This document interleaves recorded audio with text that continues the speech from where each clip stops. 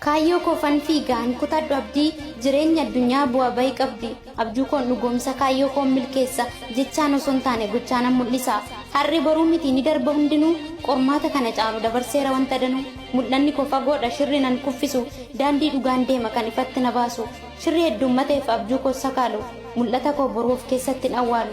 Anatoof beekaa fudhadhu shira kaayyoo kiyya malee illaalu kan biraa.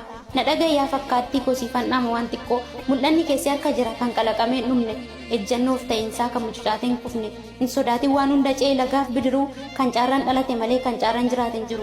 Ormaaf gurra laattee hundaaf garaa laaftee kaayyoo namaa duukan fiigin kan mataa kee awwaaltee hunda gammachiisuuf iyyaalin tasumaa hawwiin dhala namaa yoom tilmaamamee dhuma firri kiyya jettu boru kan biraati.